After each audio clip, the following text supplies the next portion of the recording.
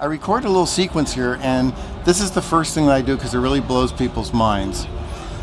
If you've worked with amp sims, you know that a lot of them do not exactly have a clean breakup. They go from clean and then they sort of like instantly go to kind of dirty. So it's okay if you're playing leads, and it's okay if you're not playing leads, but in between you don't have that dynamic breakup that happens smoothly and wonderfully.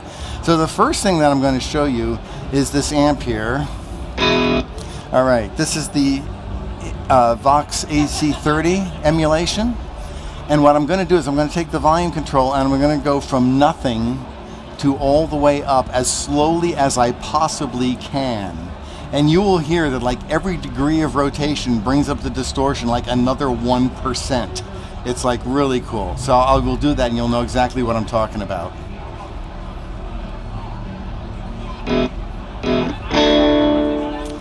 Okay, so there's like no distortion. Now I'm going to start turning it up.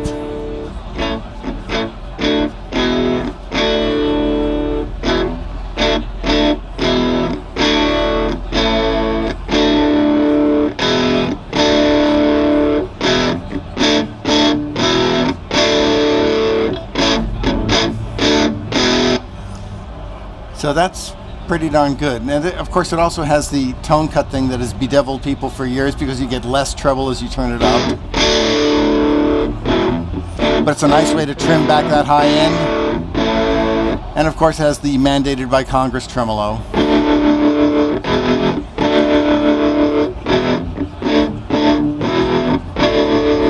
So I think that that's a very impressive type of breakup.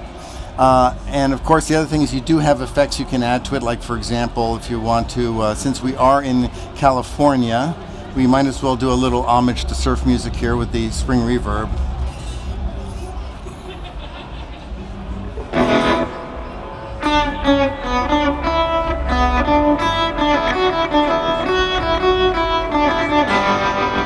But that's not the only amp. I happen to like that one a lot, but I also happen to like this one. It's called the Custom 59, and the distinguishing feature here, it's more like a twin type of amp. You know what I mean? It rhymes with Bender, you know.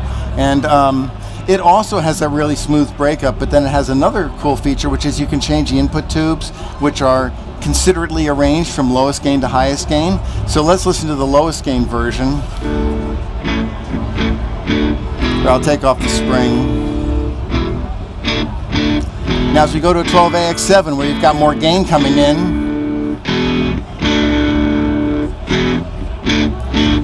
and you also have a choice of preamps and tone stacks, like if you want something a little more beefy, warmer, there's the Tweed.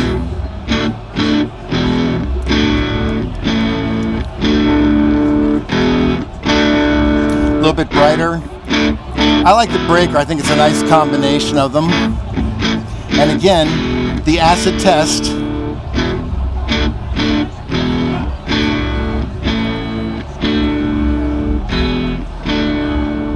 So what that means is that when you're doing something like this,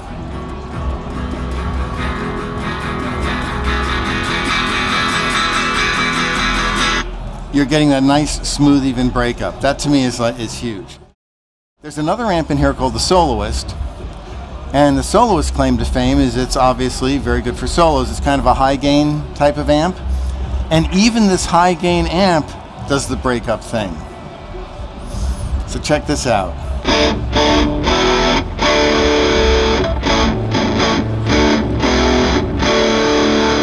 So there it is at max gain. I'll pull it back.